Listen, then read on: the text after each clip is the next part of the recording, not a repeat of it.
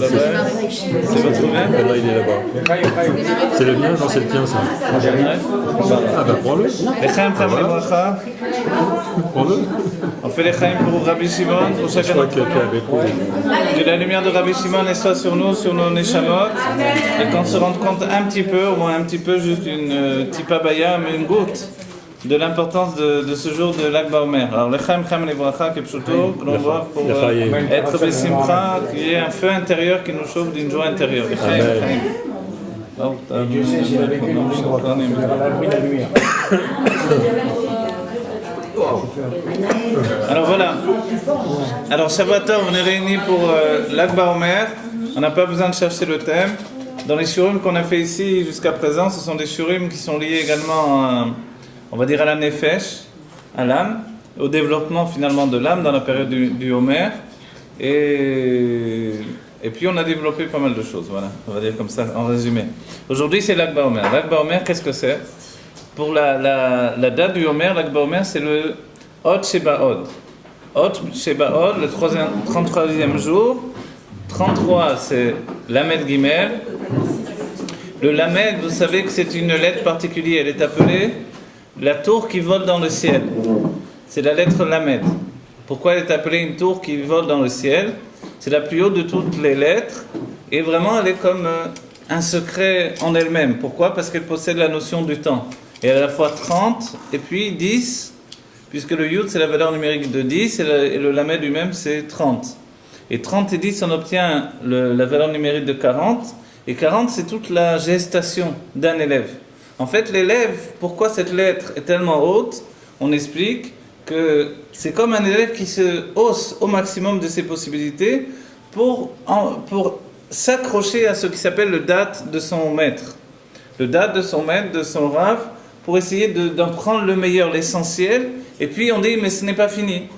C'est pas en un instant il s'est élevé et c'est terminé. En fait ce travail-là il va le faire pendant 30 ans, et puis quand il va arriver à la 40e année, il aura atteint ce qui s'appelle le date de son maître. Le rabbi nous précise que c'est pas forcément au niveau du temps 40 ans temporel réellement, mais 40 ans qui est lié à la maturité, une gestation dedans d'un être. C'est-à-dire qu'à chaque fois le 30 il porte dans lui la faculté d'accéder au 40e niveau. Et ce 40e niveau, c'est vraiment rentrer dans une gestation intérieure, c'est-à-dire une réflexion tellement approfondie que j'atteins un niveau de perception de la source de ce qui m'a été donné. C'est-à-dire que ce n'est pas que le Rav va recommencer à donner de nouveaux cours, ce n'est pas une nouvelle période d'enseignement, mais ce que l'on a déjà appris, alors il faut le mûrir. Il faut le mûrir 1 an, 2 ans, 3 ans, 30 ans, 40 ans. Dans l'enseignement au départ, c'est Kipchuto, c'est dans le sens simple. Maintenant, il est évident que dans notre époque, on n'a plus le temps d'attendre 40 ans pour comprendre quelque chose. Alors les choses vont vite.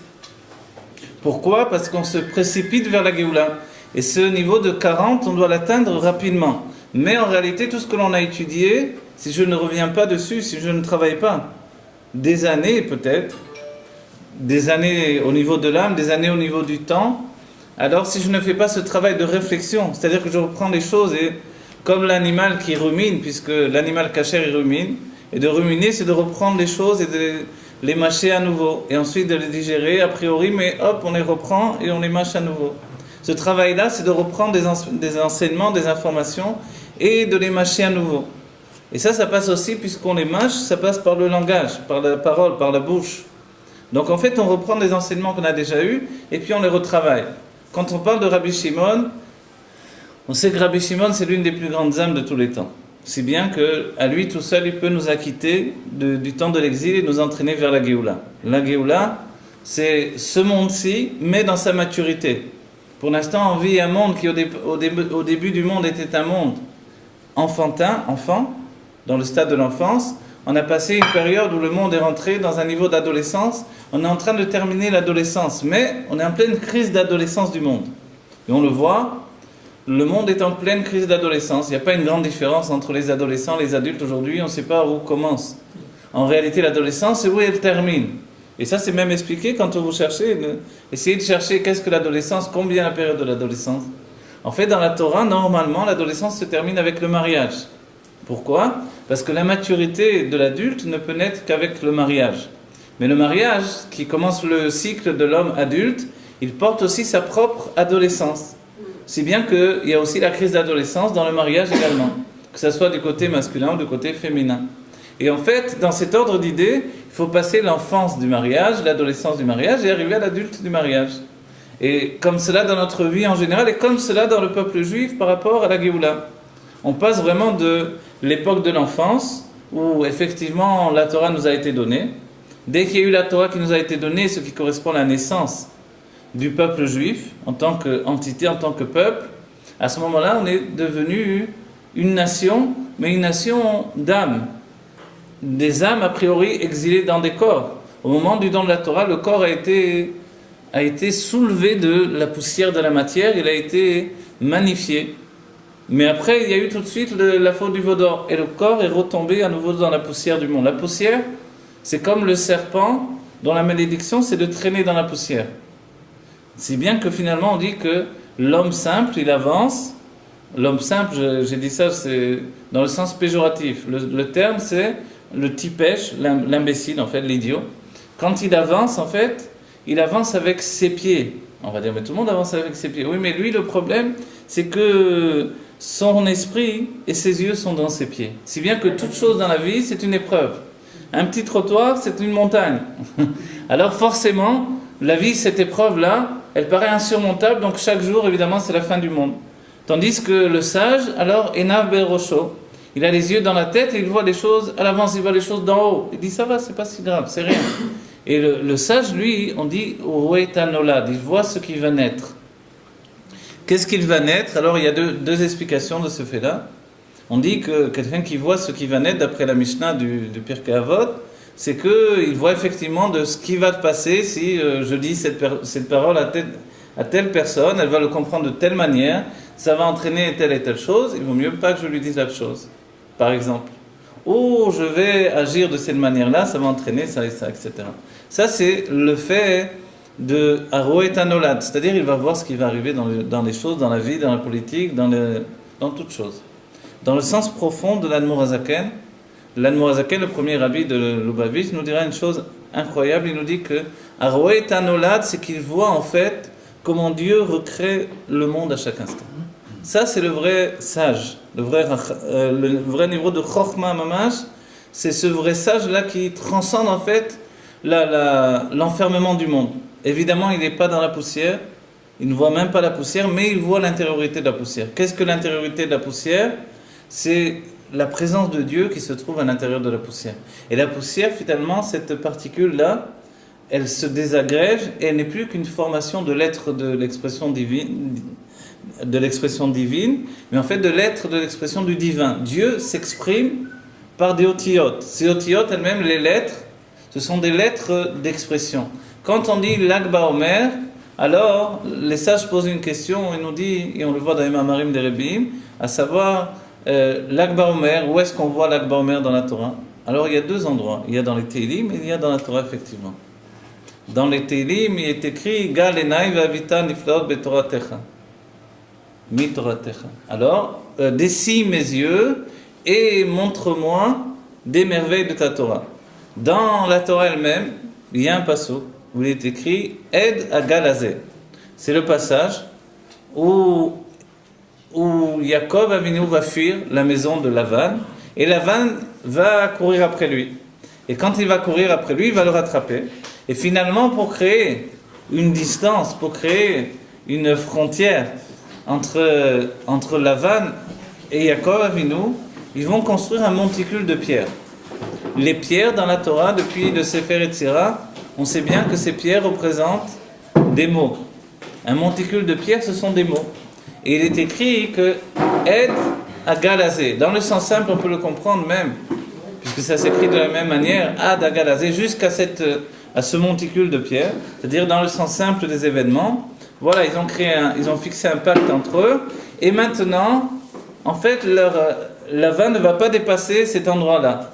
Alors, l'endroit lui-même, il témoigne du fait qu'ils se sont associés. Ils se sont associés dans une trêve.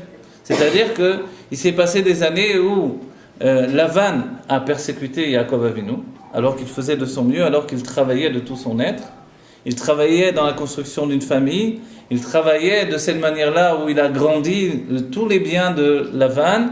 Et lorsqu'il s'en va, après que Lavan lui ait changé 10 fois sa mascorette, donc le fruit de son travail, finalement, il vient le rattraper et lui dit qu'il a volé. Et ensuite, il va se passer ce qui va se passer, mais en finalité, il décide de fixer un monticule de pierre qui, lui, va être témoin du pacte qu'ils ont pris entre eux et de l'idée qu'ils ont pris de se séparer dans le shalom. Mais en réalité, dans le sens profond, quand on étudie un livre comme le Tafresh Enbet du Rabbi Rachab ou d'autres livres du Rabbi Rachab ou de tous les Rebbeim, ou d'après la Kabbalah, d'après le Zohar, on apprend finalement une chose incroyable. Qu'est-ce que l'on apprend? L'chaim chaim livracha. Shabbatov, Shabbatov.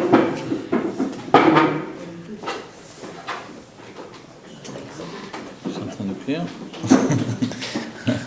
Alors, qu'est-ce qu'on apprend d'incroyable? On apprend finalement que, en fait, Lavan, il représente des orotes, des lumières extrêmement élevées. Ces lumières d'une élévation incroyable, ce sont les lumières qui viennent du monde du Tohu, le monde du désordre, qui est lié à une passion infinie que Dieu lui-même possédait et qu'il a exprimée dans ces mondes divins. Possédait, je le dis au passé, dans l'idée que le Olam HaTohu, il s'est détruit. Mais en réalité, cette passion d'être qui est dans Dieu, elle s'est exprimée depuis le premier instant, puisque le monde que nous connaissons, le monde où nous vivons, il est créé par ce qui s'appelle la ta'ava de Dieu, le désir de Dieu. Qu'est-ce que c'est la ta'ava, le désir? Est-ce que le désir c'est une chose importante ou non? Est-ce que c'est une chose que l'on doit fuir ou une chose que l'on doit accepter dans notre personnalité? Alors vous dites de l'accepter, voilà. En réalité, c'est vrai que le désir c'est une chose que l'on doit porter en nous. Et quand on comprend bien, d'après le Midrash, c'est un enseignement du Midrash, et la Chassidut va prendre cet enseignement et va en faire la raison même de la création du monde. Dieu a eu le désir qu'il lui soit fait une maison ici-bas. En fait, il faut savoir que le désir, c'est le désir de vivre, le désir d'être, le désir de la vie, tout simplement. Le désir de la vie, c'est pas forcément le désir entre un homme et une femme. Le désir de la vie, c'est plus que ça. Ça aboutit aussi dans le désir entre un mari et une femme. Mais le désir de vivre, c'est un désir intense qui fait que notre vie, elle ne veut pas rester enfermée dans un carcan de quelque chose qui va la priver de cette lumière. Cette lumière de vie qui va faire que les choses ne sont pas enfermées dans une, comme on a dit tout à l'heure, dans la poussière en fait. La poussière de la faute de Adam Arishon. Et c'est pour ça que le serpent lui-même, il peut être un bâton qui véhicule la lumière divine, ou alors il peut rester un serpent. Quelle est la différence entre l'un et l'autre? Ce Shabbat, avec mon beau-père et puis ma femme et ma belle-mère, on a étudié un petit peu le Zohar. Et dans le Zohar, on a vu que l'une des preuves même que l'on a dans la Torah de Triat Hametim, dit le Zohar, c'est le bâton de Moshe ou d'Aaron, ce bâton qui s'est transformé en serpent. A priori, un bâton, c'est une chose morte. Une fois qu'il a été arraché de l'arbre, alors c'est un bâton, c'est un morceau de bois. On ne voit pas qu'il y a une transformation chez lui, une transformation chez lui, voilà, je dirais. On ne voit pas qu'il y a, il faut que j'aille au théâtre prendre des cours de diction, est-ce qu'il y a des professionnels par ici? Alors, j'avais appris, quand j'étais dans le théâtre, j'ai appris des tas d'exercices, je les reprenne un petit peu là. Alors en fait, le bâton, a priori c'est un bâton, c'est tout. Une fois qu'on a fait une table en bois, on n'attend pas qu'elle fleurisse, on n'attend pas quoi que ce soit. On sait que le bâton de Aaron va fleurir, mais le Zohar ne nous dit pas cette preuve-là. Il nous dit que, en fait, il s'est transformé en serpent. Le fait qu'il se soit transformé en serpent, on voit que quelque chose qui était a priori mort s'est transformé en un être vivant. Comment ça se fait? En fait, c'est dans les mains de Dieu de prendre quelque chose de mort et d'en faire un être vivant. Et le Zohar nous explique qu'il y a le louz, et que le louz, lui, il est la base de tout ce qui va être révélé dans l'être. C'est-à-dire qu'il est un peu la boîte noire de cet appareil, de cet avion qui s'est craché. Il n'y a plus rien de l'avion, mais il y a une boîte noire. On va le prendre et on va savoir ce qui s'est passé dans l'avion. Mais c'est plus que ça en fait. C'est à partir de là que Dieu va reconstruire le corps tout entier. Et la première image qui est donnée par le Zohar, il dit qu'en vérité, même s'il était dans la mer, que la personne a été mangée par un poisson, par un requin, mais en réalité, le louz, lui, il est toujours là. Il est toujours là, il est indestructible, le poisson ne peut pas le digérer. Et à partir de ce loose, même si a priori il ne reste plus rien du corps, alors les sages ont essayé de le détruire, ils n'ont pas réussi, ils l'ont mis sur l'enclume, ils ont frappé avec le marteau. Le loose, c'est l'os, pardon, excusez-moi. Vous voyez que le loose, c'est la lettre lamed également. Le loose, c'est l'os que l'on a ici, qui est lié au repas de Motzei Shabbat. C'est l'os que l'on a ici par rapport au da'at, c'est-à-dire qu'il est le commencement de la colonne vertébrale. Et la colonne vertébrale, elle est faite de 18 rotules, comme ça on dit ? Vertèbres, merci. 18 genoux, qui représentent notre soumission 18 fois, qui sont liés au niveau des 18 bénédictions que l'on fait dans la prière. Pourquoi ? Parce qu'en fait, il y a ici, dans le loose, c'est l'endroit, on va dire, on a dit tout à l'heure, la boîte noire, c'est, d'un certain point de vue, on pourrait l'appeler la carte noire, ou la carte mémoire, tout simplement. La carte mémoire, c'est-à-dire qu'il y a en nous un état de souvenir dans les gènes d'un être, mais quelque chose de tellement intense qu'en fait, il porte non seulement la vie où on a été, mais toutes les vies passées. Pourquoi ? Parce qu'en réalité, aujourd'hui, nous avons le visage que nous avons par rapport aux vies précédentes. Et notre visage correspond au changement qu'il y a eu dans notre neshama. Vous savez que la neshama est faite de plusieurs parties. Et tout ce que je vous dis là, c'est la parenthèse que je place, maintenant je pose La parenthèse, elle vient de dire que tout ce que je vous dis là, sans le Sefer HaZohar, c'était pas possible de l'expliquer.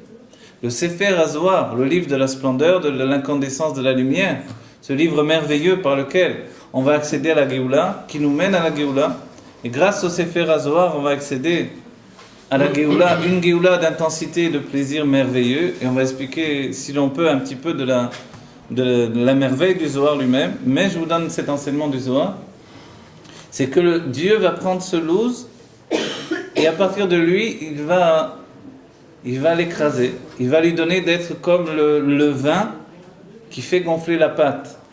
Et en fait, il va être comme écrabouillé, il va être amené à la destruction.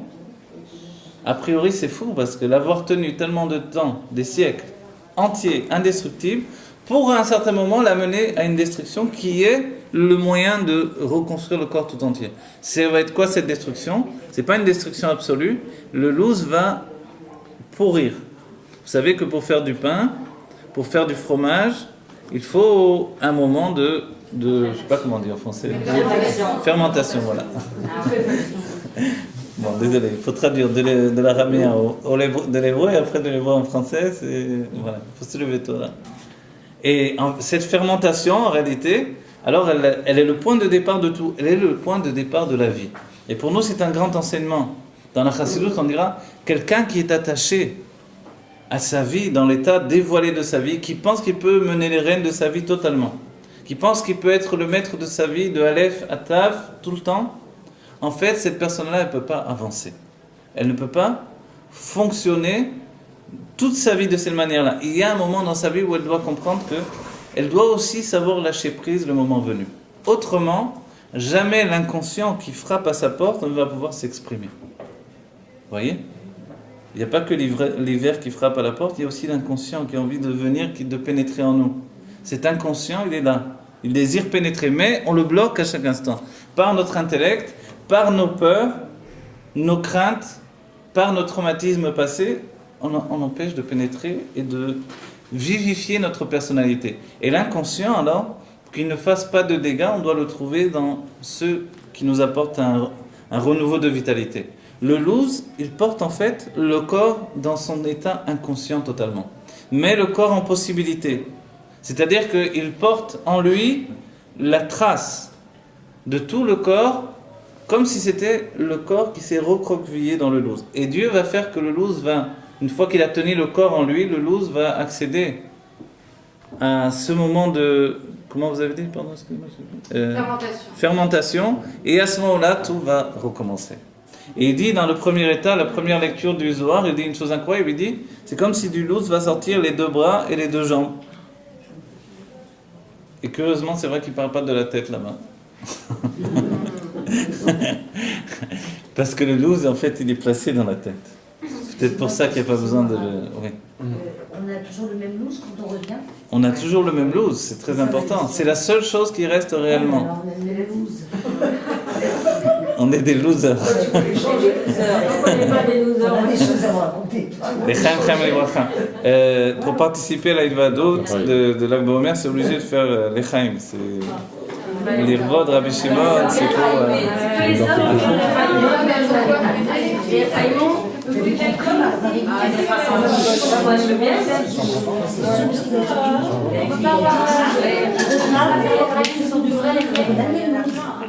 Tu veux d'abord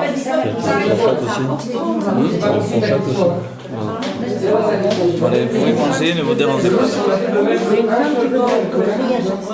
Il y a une femme qui veut de l'alcool. Lechaim, vodka ou bocha?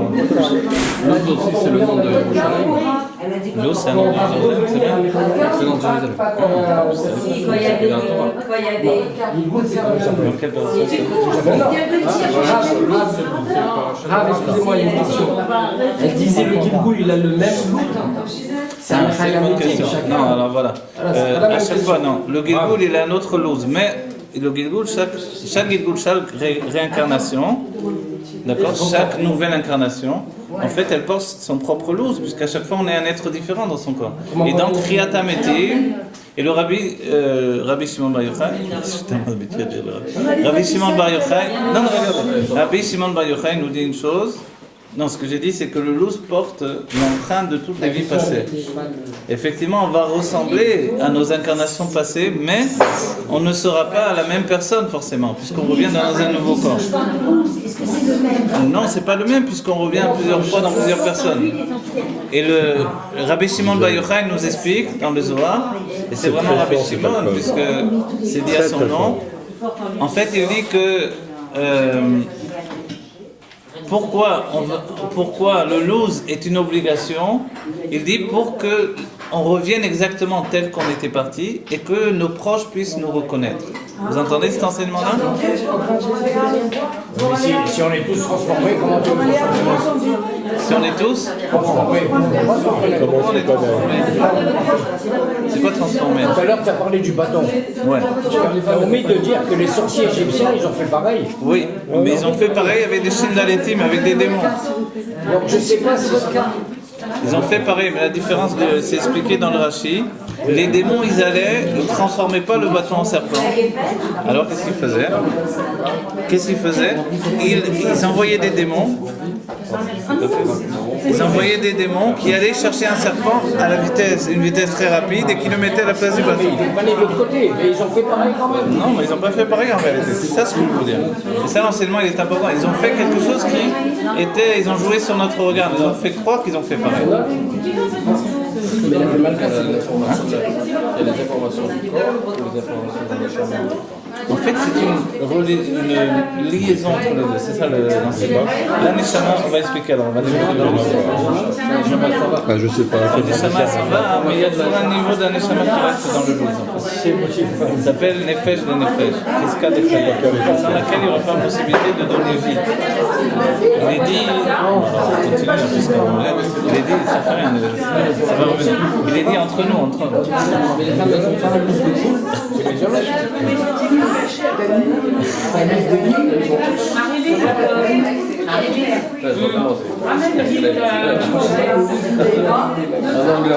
Vous savez que toutes les veilles de Rosh Chodesh, tous les 15 du mois, l'âme revient dans le kever. Elle revient dans le corps. Vous voulez pas donner? Pourquoi elle revient dans le corps? Pour que quand tu arrives à Triatamechi, alors ce ne soit pas le corps ne soit plus complètement déconnecté de l'âme. Mais en vérité, qu'elle puisse revenir dans le corps à chaque fois. Ouais, l'âme elle revient dans le corps. S'il y a quelqu'un qui est enterré aujourd'hui, on va au cimetière. Si on va tous les jours au cimetière, ça ne sert à rien. Au niveau de la Kabbalah, on a là-bas ce qui s'appelle juste Nefesh de Nefesh. Nefesh de Nefesh, c'est obligatoire que ça reste lié au corps. Même si le corps il n'existe plus, il y a quand même Nefesh de Nefesh, c'est-à-dire la base de l'âme, qui est un peu le marchepied, qui est le moyen de relier l'âme avec le corps de l'âme. Voilà, et ça c'est lié au loup. C'est Nefesh de Nefesh, ouais. Mais quand tu arrives, la veille de Rosh Chodesh, le 15 du mois, toute l'âme entière descend dans le corps. les corps. Merci. Toute l'âme entière, c'est-à-dire jusqu'au niveau de... Les corps. Non, pas les corps. Non, c'est pas... On va les sortir du Galilée pour les Non, c'est pas des pauvres. C'est un moment, en fait, où on comprend. Vous savez que le corps, la source du corps est plus élevée que la source de l'âme. C'est ce qui va être dévoilé là tout d'abord. C'est l'un des enseignements quand le corps est plus élevé dans sa source que l'âme. Et dans la Géoula, il est dit que c'est le corps qui va vitaliser l'âme et non pas l'âme qui va vitaliser le corps comme aujourd'hui. Pourquoi? Parce que le corps provient de l'essence de Dieu. Quand Dieu a désiré une maison ici-bas, il n'a pas pensé à l'âme. L'âme, c'est une expression de Dieu. Il dit Chelek Elokam Imal, une part de Dieu telle qu'elle est d'en haut, en haut. Et l'Admor Azaken rajoute le terme mamash, c'est-à-dire dans la mamashou, dira le Tzemach Tzedek, la mamashou, dans la réalité, la matérialité du corps. Mais en fait, le corps, lui, c'est ça la volonté de Dieu. Le désir de Dieu, c'est le corps. Quand Dieu a choisi le juif à Matan Torah, il n'a pas choisi l'âme. Tout le monde aurait choisi l'âme, évidemment, une âme divine par rapport à des âmes animales. Alors Dieu choisit une âme divine, évidemment. Alors qu'est-ce qu'il a choisi? Il a choisi le corps du juif. Et c'est pour ça que le judaïsme se transmet par la naissance. Il ne se transmet pas par... C'est vrai que quelqu'un vient, il peut se convertir a priori, mais c'est parce qu'il a déjà une âme juive en lui. Et ça, là, on ne voit pas une transformation. Si j'ai pas d'âme, je ne peux pas l'obtenir. Donc en fait, le corps transmet l'état de juif.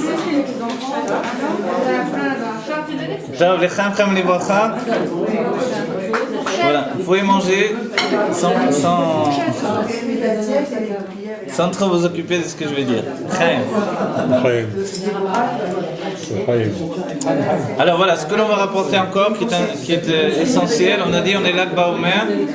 Lag Baomer, c'est lié à Rabbi Shimon. Tout ce que j'ai entamé, commencé à expliquer, c'était à la fois vous faire pénétrer dans le Zohar, par le texte du Zohar, l'enseignement du Zohar. Les questions gardez-les pour la fin, comme ça il y aura plein d'interruptions de demi-heure. Et en même temps, en réalité, c'est vrai, c'est mieux de garder les questions pour la fin, comme ça fera de l'action pour la fin. Mais ce qui est extraordinaire, c'est que le Zohar, c'est pas un livre comme les autres. Si vous avez étudié des livres de Kabbalah, des livres de Torah, le Zohar, c'est pas un livre comme les autres. Il n'y a aucun livre qui ressemble au Zohar. Qu'est-ce qu'il a ce livre-là? C'est un livre d'histoire. C'est un livre où il y a, par exemple, regardez ce que j'ai étudié aujourd'hui du Zohar, je vous donne un passage pour que vous compreniez bien. Rabbi Shimon, il va sur le chemin, donc tout se passe en Eretz Israël dans le Zohar tout le temps. Il se déplace d'un endroit à l'autre, et puis il va sur le chemin, et d'un autre côté, il y a Rabbi Pinchas Ben Yair qui arrive avec son âne et avec d'autres personnes avec lui. Et tout à coup, l'âne de Rabbi Pinchas Ben Yair s'arrête. Vous savez que l'âne de Rabbi Pinchas Ben Yair, il était particulier. Qu'est-ce qu'il avait de particulier? Il y avait dans la Chassidut, il y a deux figures qui représentent le niveau du maskil et du oved. Le maskil, c'est celui qui va donner tout son esprit pour comprendre le divin au maximum de son intellect et qui va finalement arriver à entendre dans la Torah, il va entendre Dieu qui lui parle. C'est le maskil, c'est un niveau extrêmement élevé. Le oved, c'est celui qui prend tous les enseignements de la Chassidut et qui les transforme en avodat Hashem, en service de Dieu. C'est deux manières différentes. Par exemple, une fois le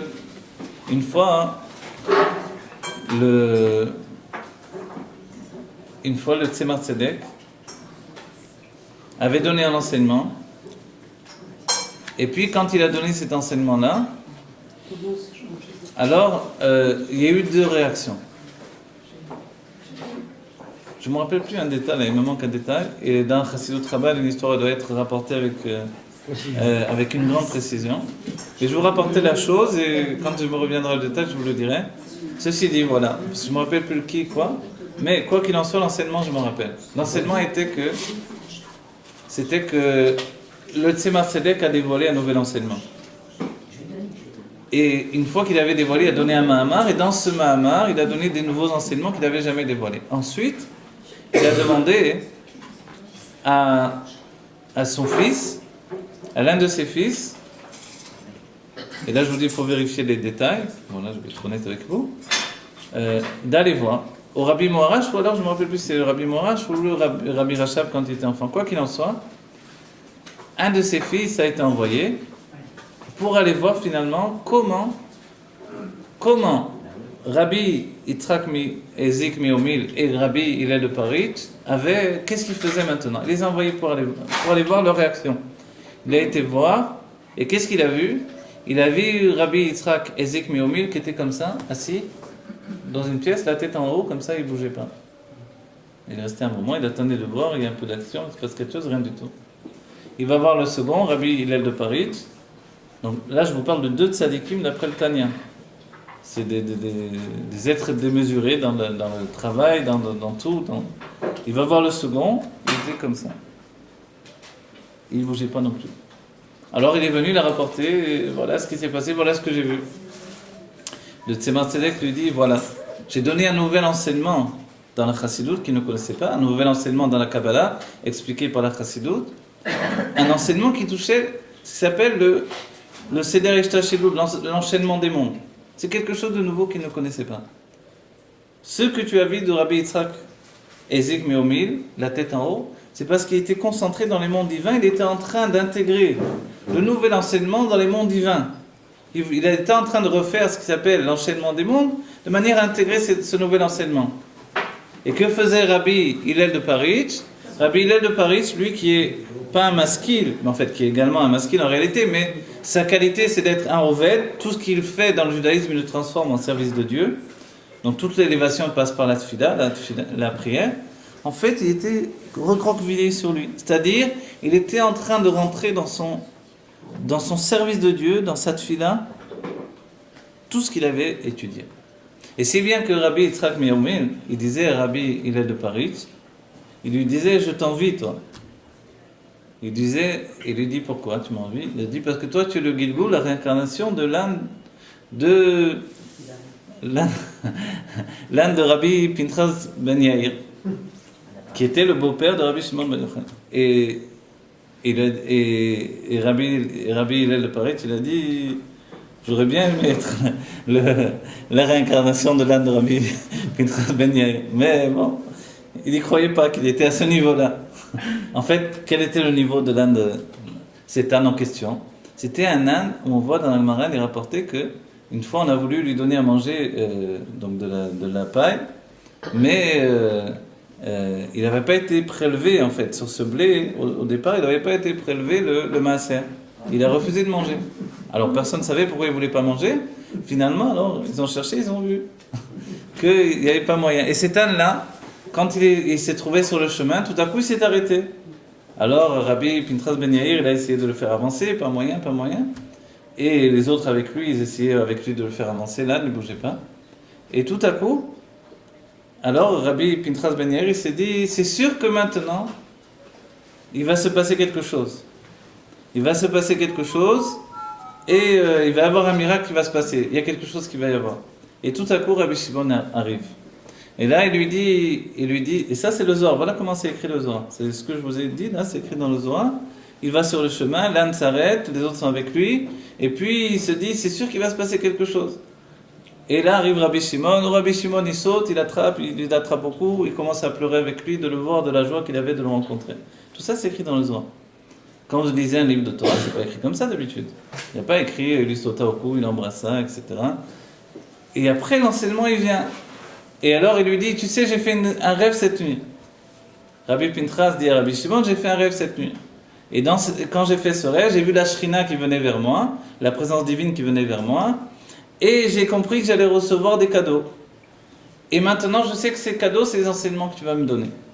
Vous voyez? Et après, Rabbi Shimon commence à parler. Est-ce que vous avez vu un livre où c'est écrit de cette manière-là? Ça n'existe pas. Aucun livre où c'est écrit de cette manière-là. C'est-à-dire que dans le Zohar, c'est pas juste qu'on vous donne un enseignement. C'est que l'enseignement, il est habillé au sein même de ce qui paraît finalement quelque chose d'extrêmement humain. Humain et intime en réalité.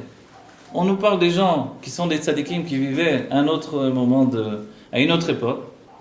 C'était des Tanaïm. Ils vivaient donc à l'époque, à la fin du Beth Amikdash, juste à l'époque entre la fin du Beth Amikdash et sa destruction, et puis les périodes qui viennent après. Donc c'est des gens qui sont très loin de nous, a priori ils n'ont rien de moderne, ils n'ont rien de la vie que l'on connaît. Et puis quand on lit le Zohar, on s'aperçoit que c'est un comportement de vie tellement humain, tellement intime, qu'on rentre dans leur famille, on rentre dans leur vie. Et tout à coup, les enseignements qu'ils nous dévoilent sont merveilleux, ils nous touchent profondément.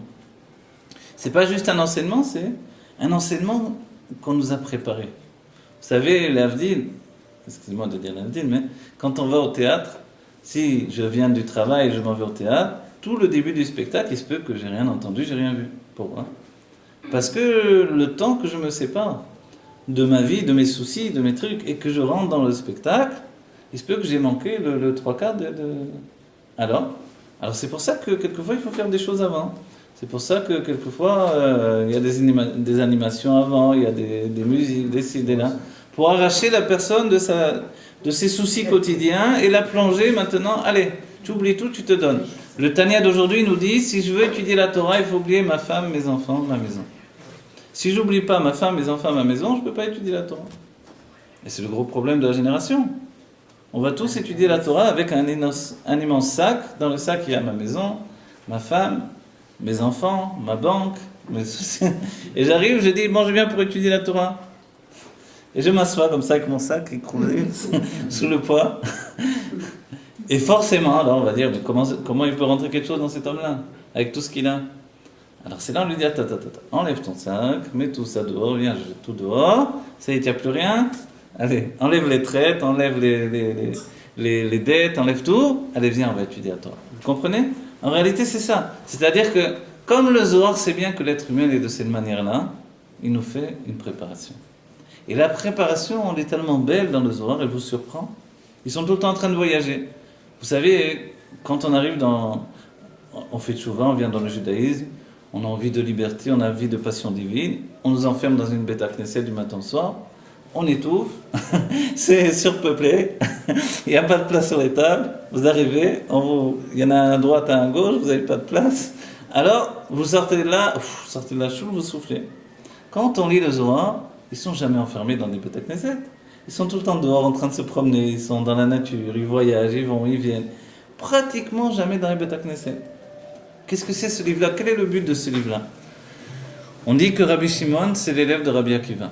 Mais il y a une chose incroyable qui est rapportée, c'est que dans le Yerushalmi, le Talmud Yerushalmi, il est dit que Rabbi Shimon était comme un maaser, un dixième de Rabbi Akiva dans la connaissance. On s'étonne. On va dire, mais dans la connaissance, alors, mais dans la Torah dévoilée, peut-être pas dans la Torah cachée. On dit non. Rabbi Akiva était immense dans la Torah cachée également, puisque c'est lui qui a écrit le texte du Sefer Yetzira que nous possédons. Il a réécrit des rois à Kodesh. En fait, Rabbi Akiva connaissait tous les secrets qu'il avait reçus également de son maître, Rabbi Eliezer Agadol. Alors on va dire, alors pourquoi Rabbi Shimon il est tellement mis en avant comme le Moshe Rabbeinu de la Pnimiut Torah, le Moshe Rabbeinu de l'intériorité de la Torah, de la Torah du Sod. L'enseignement, c'est que Rabbi Shimon, il a la manière de le dire. Vous voyez ? Il y a des manières de dire les choses. Quand on a la manière de dire les choses, finalement, tout est différent. Vous savez que dans la vie, quand on doit dire quelque chose d'important à quelqu'un, on ne peut pas le dire à tous les moments, et on ne peut pas le dire de toutes les manières. Voilà, ah oui, je vais te dire, je vais te dire une chose. Non, si on le dit parce qu'on veut le dire et on veut s'en débarrasser, forcément, il y a 90% de chances que ça soit mal pris. Même si c'est la chose la plus importante et nécessaire, quand on a dit qu'on le jette, évidemment c'est mal pris. Par contre, quand ça sort du cœur, alors ça rentre dans le cœur. Le rabbi nous dit, si on a voulu faire entre guillemets un reproche à quelqu'un dans le sens où on a voulu lui dire, tu sais, c'est pas bien cette manière de te conduire, tu devrais mieux te conduire, et que la personne l'a mal pris, le rabbi nous dit, il semblerait que ça soit pas sorti du fond de mon cœur. Si je l'avais vraiment dit du fond de mon cœur, ça aurait pénétré dans le fond de son cœur. Et en fait, la première des choses, il y a un enseignement qui est dit dans la Chassidut, le Rabbi Rachab, quand il était enfant, il jouait avec son frère le Raza. Et quand il jouait avec le Raza, il jouait au Rabbi et au Chassid. Bon. Et le Rabbi Rachab jouait avec lui, et puis, donc c'est des petits-enfants.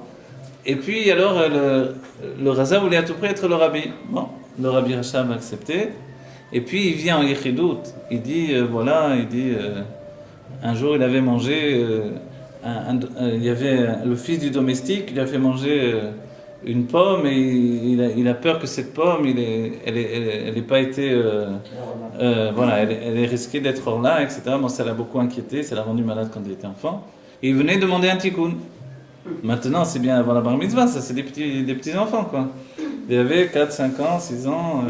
Et puis il vient demander un tikkun à son rabbi. Et son frère, c'est le rabbi. Et son frère, il lui dit, tu feras ça, ça. Et il lui dit, toi, tu seras jamais un rabbi. Alors maintenant, son père, alors le rabbi Morash, il entend, il dit, pourquoi tu lui dis ça? Il dit, un rabbi, quand tu viens le voir, d'abord, il a un soupir. S'il n'a pas un soupir, c'est pas un rabbi. Il dit, pourquoi il a un soupir? Parce que ça le touche profondément ce que tu lui as dit. Si ça ne l'a pas touché profondément, s'il n'a pas eu un soupir, parce qu'il a ressenti la douleur que tu as, alors il ne peut pas te donner une guérison. Donc celui-là, c'est pas un rabbi. Effectivement, c'est lui qui est devenu rabbi et son frère n'est pas devenu rabbi.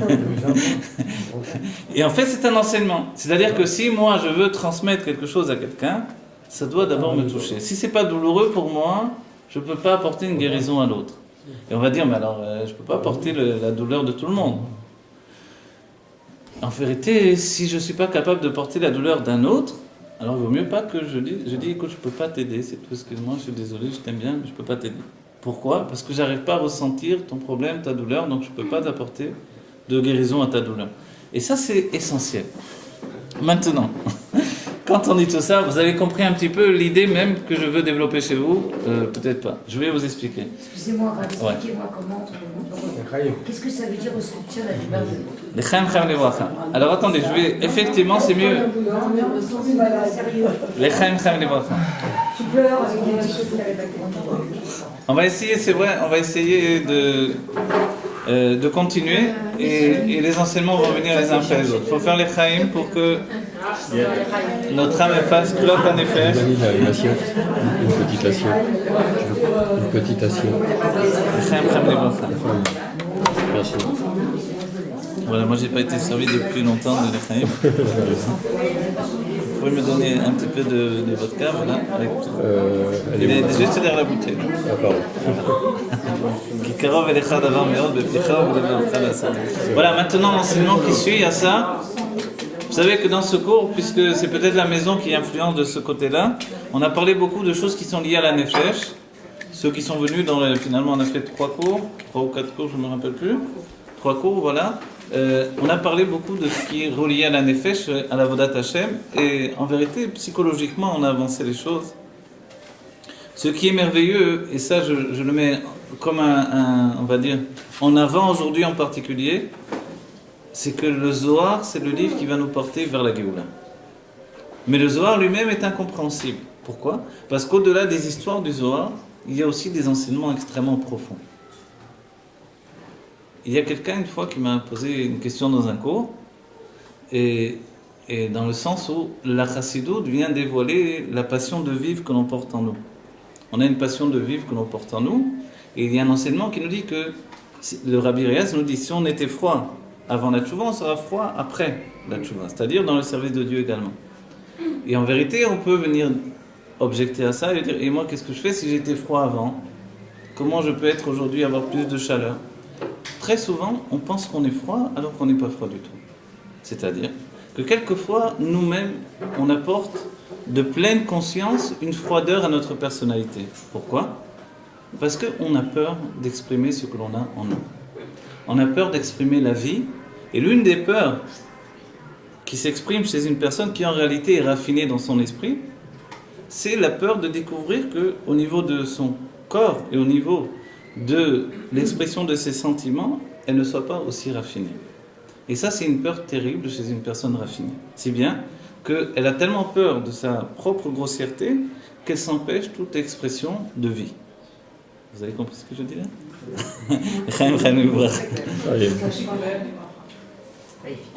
Il y avait chez les Rébim un secret, c'est que quand les Rébim enseignaient, alors c'est rapporté dans plus d'un endroit, on le retrouvera écrit, c'est que quand les Rébim donnaient des Mahamarim, au sein même du Mahamar, qui est un enseignement il dit le Mahamar c'est comme un enseignement qui vient de Pnimiutatik, c'est-à-dire des niveaux les plus élevés dans le divin, dans le plaisir divin.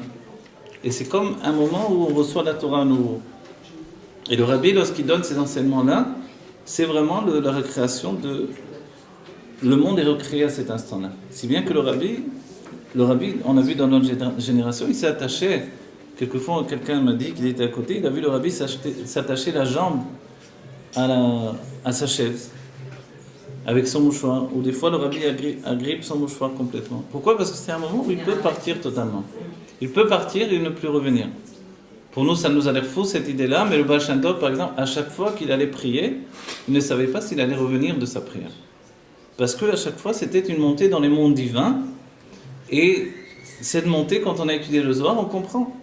Rabbi Shimon, il est écrit dans le Zohar, le jour de sa Istalkut, aujourd'hui, Lag BaOmer. Lag BaOmer est particulier. Rabbi Shimon a enseigné sa Istalkut au moment où ça s'est passé. La Istalkut, ça veut dire que l'âme quitte le corps. On verra ça chez Rabbi Shimon, on verra ça avec le Baal Shem Tov également. Le Baal Shem Tov a dit à ses élèves, et voyez, l'un est lié à l'autre à ce moment-là. Le Baal Shem Tov est parti du monde le deuxième jour de Shavuot, et en fait il a dit à ses élèves, il leur a dit, lorsque vous verrez l'aiguille arriver à tel endroit, donc à telle heure, lorsque l'aiguille sera arrivée à tel chiffre, vous saurez que je serai, entre guillemets, mort, je serai parti. Et à un moment, le Baal Shem Tov leur enseignait. Il était en train de leur enseigner comment l'âme quittait le corps, comment elle s'élevait dans les mondes divins, comment, etc. Et ils ont vu que l'heure était dépassée, en fait. En fait, en termes humains, le Baal Shem Tov était déjà mort, mais il continuait à leur enseigner comment l'âme, elle s'élève dans les mondes divins. Dans le Zohar, Rabbi Shimon va faire la même chose. Il est en train d'enseigner la Torah, et puis, tout à coup, son âme va le quitter au moment où il enseigne la Torah. Dans les écrits du Rabbi, il y a des mamarim merveilleux sur Lag BaOmer. Le Rabbi dit qu'à ce moment-là, son corps brillait d'une telle intensité que même son fils, qui était un tzaddik immense, ne pouvait pas le regarder. Rabbi Shimon, aujourd'hui, pourquoi le monde entier court à Méron? Pourquoi des gens ont dormi là-bas depuis Yom Shishi, et même avant des fois? Pourquoi ils ont dormi dans des tentes, dans le froid dehors, etc., dans la chaleur de la journée? Parce que, en réalité, ce qui nous attire chez Rabbi Shimon, c'est qu'il possède déjà son corps de Triat HaMetim. Il a déjà eu son corps de la résurrection des morts. Parce qu'au moment même, on a vu dans le Mahamar, quand on a terminé le Mahamar cette semaine, on a vu, le Rabbi nous a dit, l'union de Rabbi Shimon et de Dieu a enfanté des âmes nouvelles qui ne vont venir que dans la Géoula. Cette union-là, où le Rabbi Shimon nous dit qu'il se relie à Dieu dans un feu, dans une union tellement profonde où il se relie avec Dieu, il n'est plus qu'un avec Dieu. C'est-à-dire qu'il est englobé dans Dieu. Vous savez qu'il est dit Adon Pnei Avaye Darashbi. Si je dis à quelqu'un, toi tu es Dieu, alors on a peur, cet homme-là il n'est pas bien, ou alors c'est Avodah Zarah que Dieu préserve. En vérité, il n'y a pas d'Avodah Zarah sur un homme. L'Avodah Zarah peut être sur une statue, sur une pierre, sur ce qu'on veut, mais pas sur un homme. Mais il faut savoir qu'il est écrit dans la Gemara que Rabbi Shimon, et dans le Zohar évidemment, que Rabbi Shimon est appelé Adon Pnei Avaye, l'homme à la face de Avaye, Yud Kevavke, da Rabbi Shimon. Sache que c'est Rabbi Shimon. Comment on peut exprimer une chose pareille? Parce que chez Rabbi Shimon, était dévoilée l'expression de Dieu de manière intime et profonde. Dans un tel niveau, finalement, il n'y avait pas de dualité dans sa propre personnalité, la personnalité, entre guillemets, de Dieu. Ce que l'on a étudié dans les cours précédents, c'est que l'existence chez nous, elle est le commencement de notre construction intime.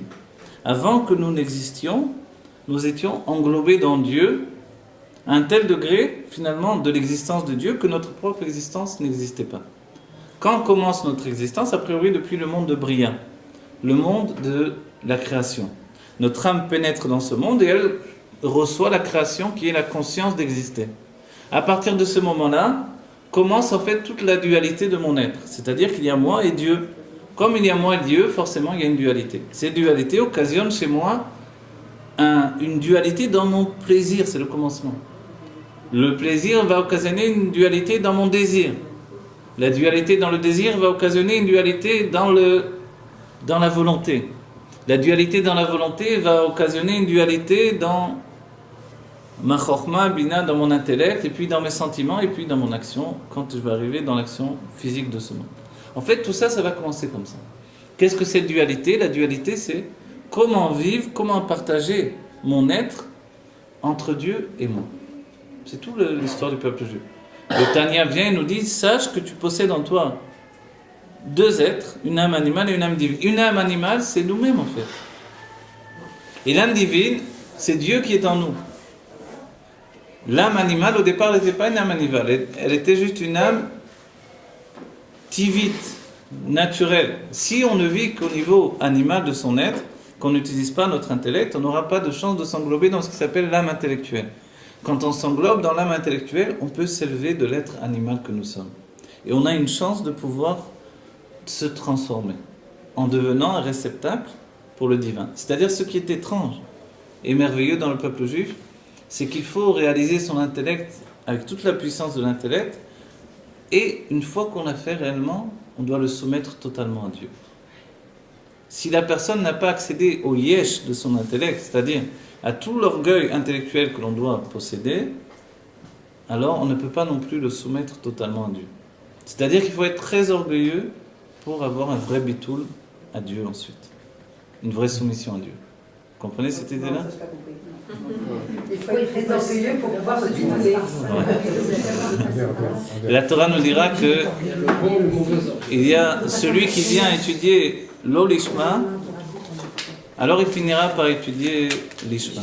C'est-à-dire l'ishma, ça veut dire pour le nom de Dieu. Pour le nom de Dieu, c'est-à-dire je ne viens pas du tout étudier pour moi. C'est même poussé quand on aborde les mamarim du Rabbi, quand il nous parle des tzadikim, il nous dit qu'il peut y avoir chez les tzadikim aussi ce problème-là, c'est-à-dire que le tzadik aime tellement Dieu qu'il n'étudie pas l'ishma finalement. Pourquoi? Parce qu'il étudie par son amour pour Dieu, qui est un amour incandescent, une passion de Dieu. Ça, c'est l'orgueil l'orgueil au niveau zéro qu'on ne connaît pas du tout. Mais ça s'appelle Ki Tovli. Tovli Adavar. Tovli. Dieu est bon pour moi. Quand Dieu est bon pour moi, j'ai une raison de servir Dieu. Je ne sers pas Dieu pour Dieu. Vous voyez? Donc a priori, on serait plus capable de servir Dieu pour Dieu puisqu'on n'a pas de sensation vraiment où Dieu est bon pour moi. Des fois, j'ai l'impression que ça ne m'arrange pas finalement.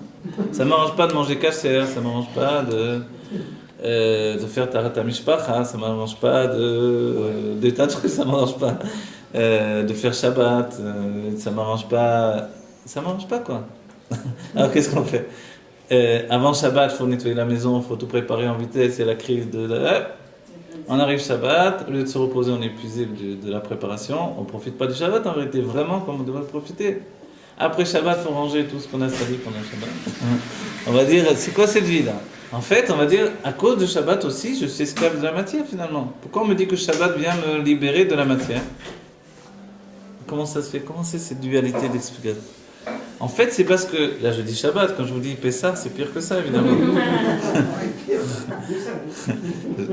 J'avais entendu quelqu'un qui disait, c'est super Pessah. Le Seder, c'est magnifique, dommage ça tombe pendant Pessah. C'est-à-dire qu'on est tellement fatigué qu'on ne sait pas ce qui s'est passé en réalité.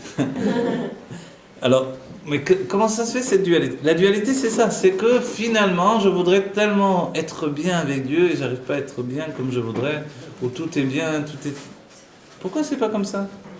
On a l'impression des fois que dans l'autre côté c'est mieux, c'est plus facile, tout le monde se détend, etc. Les gens se droguent, ils se laissent aller, voilà. Pourquoi dans le service de Dieu c'est tellement difficile? Et là c'est la réalité, c'est que quand on construit quelque chose réellement, et que cette chose-là, elle demande tout notre être, alors Dieu nous demande d'être véritablement impliqués.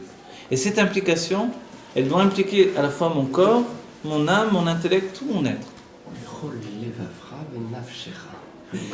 Voilà. Tout mon être totalement, tout mon être, vous voyez, voilà, c'est-à-dire qu'on passe sous un rouleau compresseur. Chaque semaine, on accède à ce niveau-là, chaque fois. Et on se dit, mais Dieu, il ne veut pas un peu nous donner des mitzvot où on le prend, des cadeaux. Pourquoi c'est tellement, vous voyez? Pourquoi quand Shabbat arrive, il faut tout arrêter? Et c'est la course aux dernières salades de Shabbat, c'est la course aux derniers trucs. Alors comment ça se fait? Il y en a qui le vivent bien, vous savez. Des fois on va en Amérique chez le Rabbi, il y a des gens, ils achètent tout prêt comme ça. Des familles, elles n'ont pratiquement rien préparé. Il y avait les femmes de ménage qui ont fait tout le ménage, ils ont tout acheté déjà prêt, et puis ils vivent bien la chose. En vérité on se dit, peut-être il faudrait faire ça. Mais en même temps, on verra. Vous savez, pratiquement, les rares qui font le pain, les chalotes de Shabbat, la plupart du temps, c'est les Français. Mais les autres ne font pas tous le pain comme ça. En fait, pas tout le monde se court et fait le pain de Shabbat comme ça, en fait. Les Français en particulier, il y a une sorte de désir de se fatiguer physiquement. Pourquoi ? Parce que, en fait, il y a d'abord chez le Français le tsarpat, vous savez, l'explication, le pain serré, donc c'est la baguette, et le fait qu'on ait... Et tout à coup, la challah, elle doit être opulente au contraire. Elle est passionnée, elle est pleine de vie. Elle est toute ronde, comme on apprend dans les cours de dessin. C'est le contraire. On sort de l'enfermement de ce pain ce pain de limite comme ça. Bon, on va dire, bon, allez, tout ce que je dis là, on va dire, c'est plus relié au cours. En vérité, oui. Tout ce que je dis là, en réalité, c'est relié dans le fait que le Zohar nous entraîne vers le monde des levushim. Les levushim, c'est les vêtements d'expression. Les vêtements d'expression, ce n'est pas juste de dire la chose, c'est comment dire la chose. Il y a eu des Mekoubalim extrêmement grands. On a cité Rabbi Akiva et d'autres auparavant, des grands Tanaïm. Quelle est la particularité de ce livre, le Zohar, qui jusqu'à aujourd'hui vit avec nous? Qu'est-ce que Rabbi Shimon a apporté de tellement merveilleux qu'effectivement, il n'y a plus de marloquette avec Rabbi Shimon. Tout le monde est d'accord sur Rabbi Shimon. Il n'y a plus de... C'est pas seulement les Mekoubalim, les Kabbalistes, c'est tout le monde, tout le peuple juif. Les gens qui connaissent rien à rien dans la Gemara, ceux qui connaissent toutes les sugiyot de la Gemara, toutes les personnes, tous les courants, toutes les édors du peuple juif, tout le monde est d'accord que Rabbi Shimon, c'est Rabbi Shimon, que c'est une des plus grandes âmes qui est jamais venue au monde, que c'est une âme tellement élevée qu'elle peut tous nous rendre quittes de l'exil. Comment ça se fait? C'est parce que c'est le secret des levushim qu'il y a dans le Zohar. Le Tanya expliquera que les levushim, c'est les moyens d'expression. Les moyens d'expression, c'est la pensée, la parole et l'action. La pensée, la parole et l'action, on peut dire que ce n'est pas ni l'intellect ni les sentiments. L'intellect et les sentiments, ce sont les niveaux de notre âme. La pensée, la parole et l'action, c'est l'expression de l'âme. Quand on dit de l'expression de l'âme, on peut penser que c'est beaucoup moins que l'intellect et les sentiments. Si bien qu'il expliquait qu'un tzaddik, alors il a une possession de ses sentiments. Celui qui n'a pas atteint le niveau de tzaddik, il ne peut pas avoir une emprise sur ses sentiments. Alors qu'est-ce qu'on peut faire? On est obligé de travailler sur ce qui s'appelle les levushim. Au lieu de penser mal, j'ai une mauvaise pensée qui me vient naturellement, j'ai rien demandé mais elle est là. Voilà, et une personne ne me revient pas, j'ai tout de suite une mauvaise pensée. Je repousse cette mauvaise pensée, je mets une bonne pensée à la place. C'est ce que je suis capable et c'est ce que je dois faire. Je voulais dire à quelqu'un ces 4 vérités, j'en ai marre de cette personne, elle m'a fatigué. Au lieu de ça, je lui dis, tu as une belle cravate. Ou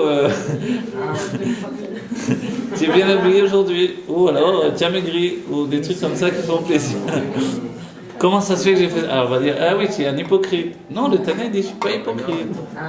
Qu'est-ce que j'ai fait? J'ai travaillé sur moi. Si je veux dire tout le venin qui me vient à l'esprit, mais j'en termine pas. Alors, je ne suis pas venu au monde pour tailler des costumes aux gens. Un costume 3 pièces à chaque personne.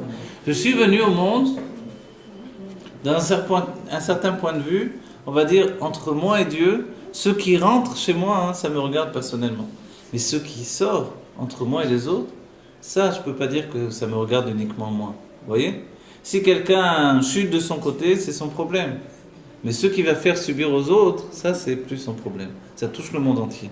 Alors, par rapport à ça, je dois essayer d'être la meilleure personne possible par rapport aux autres. Mon compte à moi personnel, je dois le régler entre moi et moi. C'est pour ça que le Rabbi Riyad dira qu'un chassid, c'est comme du feu à l'intérieur et de l'eau à l'extérieur. Il doit être comme de l'eau à l'extérieur. Il doit toujours être agréable. Il doit toujours, même s'il a 2 doigts de se suicider, il doit toujours dire, oui, ça va, comment ça va? Toujours de bonne humeur avec chacun. Mais lui, finalement, il se peut très bien qu'il soit complètement brisé à l'intérieur. Comment ça se fait? Parce que finalement, c'est pas parce que moi j'ai des problèmes que l'autre doit en subir les conséquences. Si bien que le Rabbi dira, même si moi j'ai décidé de ne pas être religieux, c'est pas pour ça que je vais pas mettre les tefilines à un autre. C'est pas pour ça que je vais pas l'aider à avancer. Et le Rabbi a surpris le monde entier sur cet état d'esprit-là, où il demandait à quelqu'un qui n'était pas religieux, quand tu sors d'ici, tu vas mettre les tefilines à quelqu'un, un juif. Il a dit, attendez, moi je ne les mets même pas les tefilines. Le Rabbi a dit, alors tu ne les mets pas, et l'autre il va subir du fait que tu ne les mets pas. En fait, cet état d'esprit-là, c'est que, souvent vous avez entendu sûrement, l'idée, ah oui, le Rav il dit ça, mais lui, où il en est par rapport à ça? En fait, c'est justement parce que lui, il a du mal avec ça qu'il est en train d'en parler. Bon, les Chaim Chaim les Brachas, ce que je voulais vous dire de plus important que tout ça, c'est que Rabbi Shimon, c'est une des plus grandes âmes de tous les temps. Rabbi Shimon, il est dit Adam Pnei Havaye, l'homme à la face de Dieu, c'est réel, et que Rabbi Shimon, en réalité, il nous a donné un livre qui va nous aider à sortir de l'exil. Ce livre-là, en lui-même, pour accéder à la connaissance de ce livre véritablement, alors ensuite est venu le Harizal, qui a codifié les enseignements du Zohar dans un livre de Kabbalah qui s'appelle le Etzraïm, où là-bas tout est organisé, réorganisé. Pourtant tout est écrit dans le Zohar, mais c'est écrit dans une immense histoire où il y a une infinité d'histoires, des personnages qui vont, qui viennent, des coups de théâtre sans arrêt, et c'est d'une richesse infinie, et ça touche les sentiments. Je vais vous dire, moi j'ai étudié des années avec les Mekoubalim, 3 années j'ai étudié de la Kabbalah, jour et nuit j'étudiais, vraiment jour et nuit, j'arrêtais pas. Et après ça, alors, quelqu'un est venu me trouver, c'était le gendre du Rav Nachmani. Le Rav Nachmani, c'était un tzaddik. Un tzaddik qui habitait à Jérusalem, à Ramoth. Et on dit que même après qu'il est mistalek, qu'il est parti du monde, il est revenu après, sa famille l'a vu. Et son gendre est venu étudier avec moi. Pourquoi il est venu étudier? Il est venu étudier au collège où je me trouvais avec les Mekoubalim. Le rabbi nous avait envoyé là-bas. Et son gendre est venu, alors, et il est venu, et il m'a dit, j'ai voulu faire comme le Rambam m'a dit, jusqu'à 40 ans j'ai étudié que la Gemara du Niglé, la Torah dévoilée, maintenant je vais étudier la Kabbalah, la Chassidut, etc. Alors, il est venu me voir, j'ai dit, écoute, pendant 3 ans, moi j'ai étudié que la Kabbalah, on m'a donné d'enseigner le Etzraïm, etc. Il dit, maintenant, j'ai dit, je veux étudier le Zohar, si tu veux étudier le Zohar avec moi, on étudie.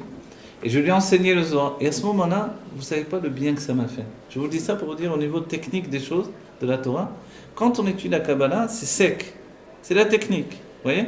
C'est comme ça, il y a des mondes comme ça. Et c'est vraiment une technique merveilleuse, mais ça reste vraiment une structure technique. Vous accédez au Zohar, ça vous fait un bien, je ne sais pas comment vous dire. Votre âme, elle était à nu, elle était à vif. Tout à coup, on la revêt d'un baume, comme ça, qui... On vous a donné de l'eau fraîche, on vous a recouvert d'un vêtement merveilleux.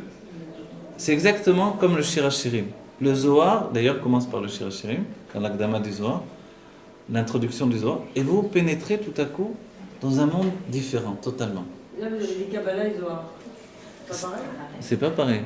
C'est pas pareil. Le Zohar est un livre de la Kabbalah en général, mais la Kabbalah, son mode de fonctionnement. La Kabbalah du Harizal est appelée la Kabbalah moderne. Avant lui, il y a la Kabbalah du Ramak, Rabbi Moshe Cordovero. Rabbi Moshe Cordovero va prendre toute la Kabbalah qui précédait. C'était après lui, moi, Rabbi Moshe Cordovero. C'était après lui, pas avant lui. Non, il était avant lui, bien sûr. Ah non. Le Harizal vient après. Le Harizal va récupérer. Je croyais que tu parlais de Rabbi Shimon. Ah oui, oui, bien sûr. Je parle du Harizal. Il y a Rabbi Shimon, c'est un Tana, bien entendu. À l'époque de Rabbi Shimon, il y avait d'autres tzadikim, mais Rabbi Shimon, il avait la manière de le dire, et ça a pris le dessus surtout. Mais le Zohar a été caché pendant des siècles, vous savez. Il a été dévoilé en Espagne par Rabbi Moshe de Leon, qui vendait le Zohar. Le Zohar a disparu, et puis il a réapparu. Il était caché parce que le monde n'était pas encore prêt. La même chose, la Kabbalah du Harizal, c'est pas dévoilé immédiatement. Le monde n'était pas prêt, c'était une lumière. Le Zohar, ça veut dire l'éclat de lumière. Et cet éclat était trop grand, le monde n'était pas encore prêt. Et pendant des siècles, il a été caché. Si bien que, à l'époque, Rabbi Shimon, personne, à part les Talmudim proches de Rabbi Shimon, personne ne savait l'élévation de Rabbi Shimon. Et quand il y a eu le moment, vous savez qu'il y a eu Rabbi Akiva, il a eu 24 000 élèves qui sont partis pendant la période que l'on vit maintenant, à cause du Aïn Hara, à cause du mauvais œil les uns entre les autres et tout ce qui s'est passé. Ils n'ont pas l'onago kavod zelazé, ils n'ont pas donné de kavod l'un à l'autre, ils ne sont pas donné l'honneur qu'il méritait, avec tous les enseignements que ça porte.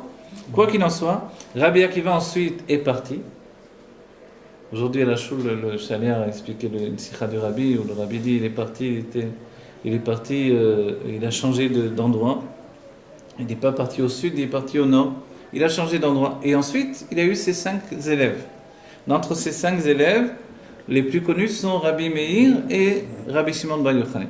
Et quand il a donné la smicha à ses élèves, la smicha c'était de transmettre, pas comme aujourd'hui juste un diplôme d'arabe, parce que vous avez étudié Bassar Vechalav, Melicha, et puis Taruvot, mais la smicha à l'époque c'était de connaître toute la Torah. Vous connaissez toute la Torah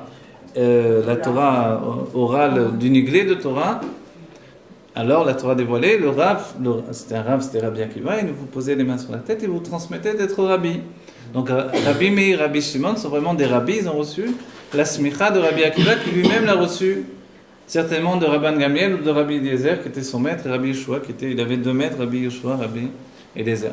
Et en fait, ces élèves-là ont commencé comme les Chamisha Chassadim qui sont enseignés dans la Kabbalah, 5 mesures de générosité qui vont apporter la vie qui va recommencer. Après qu'il y a eu 24 000 élèves qui sont morts. Avec les raisons pourquoi ça s'est passé, d'après que l'on apprend d'après le Zohar, etc. Je dois terminer le cours là ? Oui ? Ah, d'accord. D'accord.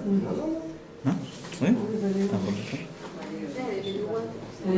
Dites-moi, Rav, excusez-moi, donc le soir, si vous avez dit que c'était une lumière, et qu'à l'époque ils n'étaient pas prêts, mais en réalité à l'époque, ils n'étaient pas dans l'obscurité comme on est aujourd'hui. Et c'est peut-être pour ça qu'on va l'utiliser quand on sera dans l'obscurité. Ah oui, non, bien sûr. D'accord. Alors regardez, qu'est-ce que je disais ? D'accord. Où j'en étais là, les Chamish Chassadim, oui. Et il y a un enseignement, une sikha de Rabbi qui nous donne cet enseignement-là. Quand Rabbi Shimon a transmis la smicha, il a d'abord transmis la smicha à Rabbi Meir. Quand il a transmis à Rabbi Meir d'être Rabbi, avant Rabbi Shimon a un peu tiqué comme ça. Pourquoi ? Parce qu'il savait qu'il était supérieur à Rabbi Meir. Maintenant, Rabbi Meir, c'est pas un petit. Rabbi Meir s'appelait Rabbi Meir parce qu'il faisait briller les yeux des sages. C'est pas son vrai nom. Il faisait briller les yeux des sages. Il était tellement élevé dans la pensée, dans la réflexion, qu'on disait qu'il était capable de l'étaire et à sheretz. C'est-à-dire le sheretz, c'est à l'époque il y avait la pureté et l'impureté du Beth Amikdash.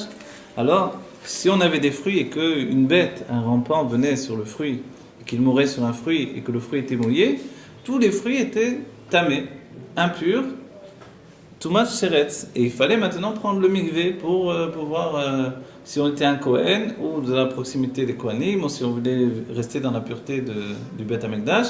Il fallait prendre le mikvé à cause de cette araignée ou cette fourmi qui était morte sur les fruits. Et Rabbi Meir, qu'est-ce qu'il était capable de faire ? Il était capable de l'étaer, de rendre pur le sheretz de 24 000 façons. 24 000 explications, il vous rendait pur ce qui rend impur.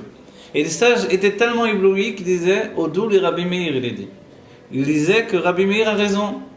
Ce ne sera pas la halakha, parce que c'est impossible de le concevoir comme la halakha. On ne va pas tirer un psak halakha de ça, mais en fait il a raison. C'est-à-dire que comprendre qu'il avait raison, les sages avaient une connaissance. Ils n'arrivaient pas à comprendre. On dit lo yardou les sovdato. Ils n'ont pas réussi à aller à la fin de sa connaissance. Ils n'arrivaient pas, il était trop puissant. Mais ils savaient au moins qu'il était d'une puissance incroyable. Et Rabbi Akiva, quand il a donné à Smicha, il a donné d'abord à Rabbi Meir, et ensuite il a donné à Rabbi Shimon Bar Yochai. Et donc Rabbi Shimon Bar Yochai a tiqué un peu parce qu'il savait qu'il était quand même plus élevé que Rabbi Meir. Et Rabbi Akiva lui dit, ne sois pas surpris. Il lui a dit comme ça, que tu saches que, comme ça il a dit, il n'y a que moi et Dieu qui connaissons ta véritable grandeur. Il lui a dit, en fait, il n'y a que moi et Dieu qui connaissons ta véritable grandeur. Et on s'étonne de dire qu'il s'est placé avant Dieu dans cette explication-là, et le rabbi explique tout ça dans une sikha, mais en vérité, qu'est-ce que ça voulait dire, l'explication du rabbi, c'est que Rabbi Shimon était dans un niveau tellement élevé qu'il n'y avait aucune possibilité même d'envisager cette élévation. Vous savez, quand les frères de Yosef ont vu Yosef en Égypte, ils ne l'ont pas reconnu. Le Rashi dit, il avait quitté jeune homme, ils l'ont retrouvé comme un homme, avec une barbe, en plus en costume d'homme important. Ils ne s'attendaient pas à voir Yosef dans cette situation-là, ils pensaient le trouver.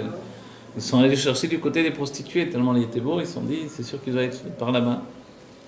Donc ils ne s'attendaient pas à le voir maître de l'Égypte. Mais dans la Chassidoute et la Kabbalah, il n'enseignait pas du tout. C'est pas le sens profond. Le sens profond, évidemment, ce sens de Rashi reste vrai. Mais dans le sens profond, c'est que ils n'imaginaient même pas qu'un tel niveau d'élévation pouvait exister. C'est-à-dire qu'on pouvait être comme Yosef Hatzadik dans la proximité des mondes divins et en même temps travailler dans l'Égypte comme n'importe qui, comme un premier ministre. Le Harizal, la même chose. Quand Rabbi Chaim Vital est venu pour rencontrer son maître, le Harizal, en fait, il avait été harcelé par un rêve, et puis on l'a envoyé finalement dans le rêve, on lui a dit va chez le Harizal, il est parti chez le Harizal, parce qu'il avait des questions du Zohar qui le harcelaient. Il n'arrivait pas à trouver les réponses, et c'est le Harizal qui va lui expliquer ces questions. Mais quand il a été le trouver, alors il a demandé aux gens où il se trouve. On lui a dit il se trouve dans son magasin. Un magasin, je viens chercher un maître de Torah. Je viens chercher un tzaddik, un homme au-dessus de la matière du monde. On a dit oui, mais il est dans son magasin. Il était dans un magasin d'épices. Le Harizal avait un magasin d'épices. Et quand il est arrivé, il rentre dans la porte du magasin d'épices, il voit le Harizal en train de discuter avec un client et de lui vendre ses épices. Il dit quoi? Moi, je vais aller étudier la Torah avec un marchand d'épices. Moi, ce qui m'intéresse, c'est la Torah. Cet homme-là, il n'a rien à m'apprendre. Le Harizal s'est retourné, il a vu, il a été vers lui. Maintenant, Rabbi Chaim Vital, c'était un homme âgé. Le Harizal a été vers lui, il a dit je sais pourquoi tu viens. C'est le ciel qui t'envoie et tu as une question de Zohar. Alors viens avec moi. Alors il a vu, c'était pas n'importe qui, mais il savait même pourquoi il venait alors qu'il n'avait rien dit. Et puis il va commencer à lui dévoiler la Torah. Il entraîne dans une petite pièce, il commence à lui dévoiler la Torah, et là, il n'avait jamais vu ni entendu une chose pareille. Mais la question qu'il avait dans le Zohar, le Harizal ne lui dévoile pas. Il dit je ne peux pas te la dévoiler. Et ensuite il a fallu qu'il pleure, qu'il fasse des jeûnes, etc. pour accéder au dévoilement de cette question-là. C'est-à-dire que le Zohar, il portera toujours des questions. Des questions, il en portera jusqu'à la fin. Les Rebbeim, ce sont d'entre tous les livres, il y a des livres qui apportent une explication intellectuelle des questions qui sont évoquées dans le Zohar, pour pouvoir nous l'approcher et l'intégrer dans notre personnalité. Et le Zohar dira que la Géoula viendra quand ce livre sera intégré de manière à ce que l'on vive de ce livre-là. Pour vivre de ce livre-là, il faut l'intégrer comme on mange une nourriture. Maintenant, pour terminer un petit peu, pour dire un petit peu, le Rabbi dira une chose, que Rabbi Shimon, comment ça se fait qu'il y avait des Tanaïm, il y avait des grands sages à l'époque. Comment ça se fait qu'il n'avait pas Il fallait que Rabbi Akiva ait une conscience, qu'il te suffise que moi et ton Créateur, on connaisse ta véritable valeur. C'est ce qu'il lui a dit Rabbi Akiva. Comment ça se fait que les autres ne savaient pas, à part ses élèves intimes? Alors le Rabbi nous dit, Rabbi Shimon était par rapport au Tanaïm comme Dieu par rapport aux créatures. Voilà. Le niveau de Rabbi Shimon Bar Yochai, c'est ce tzaddik. Aujourd'hui, on fait pas juste un air neshama, on fait des feux. On fait des feux immenses. C'est pas une petite bougie pour Rabbi Shimon. C'est des feux immenses et c'est même insuffisant. C'est pas quoi faire comme feu. On a ramassé du bois, on ramasse encore du bois, on fait des bûchers entiers de joie. Et ça, c'est parce que l'âme de Rabbi Shimon s'est reliée à Dieu dans un feu à ce moment-là de l'Akba Omer. Et l'Akba Omer, pour nous, il doit éveiller le moment où on reçoit finalement ce qui s'appelle la Iloula de Rajbi. La Iloula de Rajbi, on a étudié dans un Mahama, un petit peu on a approché le sujet, c'est la joie d'un mariage. Aujourd'hui, Rabbi Shimon a dit, surtout ne faites pas de ce jour un jour de jeûne et de deuil. Parce qu'avant il y avait un minhag, quand le tzaddik partait du monde, on faisait un jeûne et un deuil ce jour-là. Comme ça, certains font pour le jour de la Histalkut de Moshe Rabbeinu. Et Rabbi Shimon a dit surtout pas. Il faut faire un jour de joie. Quel jour de joie? La joie d'un mariage. La joie d'un mariage qui nous prend totalement, parce qu'aujourd'hui Rabbi Shimon se relie avec nous, avec le monde, avec les mondes divins, et dans un niveau sans précédent en fait. Toutes les années, il va dans un niveau sans précédent, encore plus élevé. Et nous, aujourd'hui, on doit savoir que l'on reçoit la Pnimiut Torah. On reçoit sur nous la Pnimiut Torah.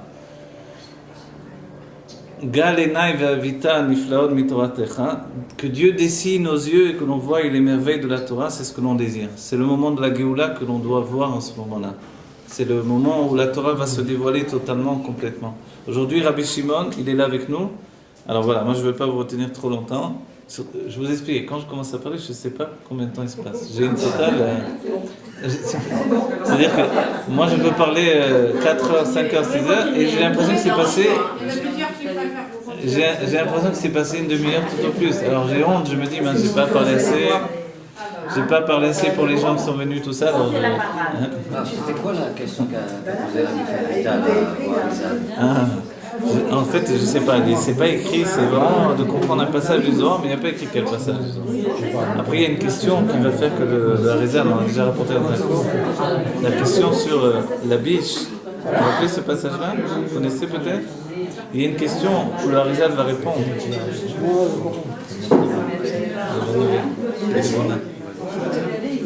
Il y a une question qui dit qu'il y a une biche des montagnes qui ne met bas, et quand il y a un serpent qui vient, qui la mord, alors là elle va mettre bas.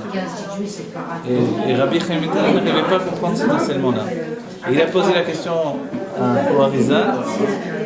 Le Harizal lui a dit, sache que je suis venu au monde pour toi, si bien que si tu me poses une question, je ne pourrai que te répondre. Mais si je te réponds, on m'a interdit de te répondre, et si je te réponds, alors je partirai du monde. Alors Rabbi Chaim Vital a entendu ça, il a dit, je vais faire garder mon raf, que d'avoir la réponse à ma question. Mais les tzadikim, quand ils avaient une question dans la Torah, ils ne dormaient pas jour et nuit, ils jeûnaient, ils pleuraient, si bien qu'ils ne pouvaient pas se partir. Finalement, il a posé la question de nouveau, et le Harizal lui a dit, d'accord, je vais te répondre. Il a répondu et il est parti. Et c'est vrai que la réponse est tous le fondement du bien et du mal. Le fait que le mal n'est dans le monde que pour apporter la naissance du bien.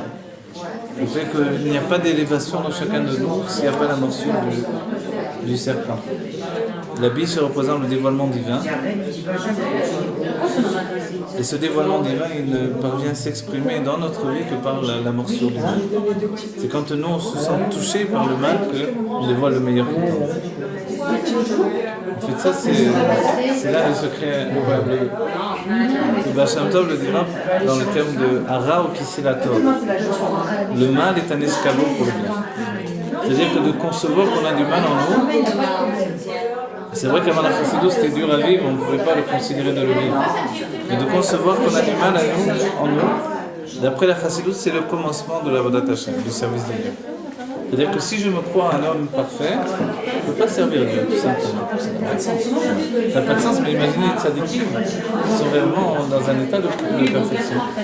Adam Arishon, imaginez, il était créé des mains de Dieu, entre guillemets. On est quand même une création de Dieu, on est une créature de Dieu. Donc Effectivement. Parce qu'on est une créature de Dieu, de toutes les manières, quelle que soit notre perfection, elle n'est qu'une imperfection par rapport à Dieu. Et cette imperfection, elle devient comme une stira.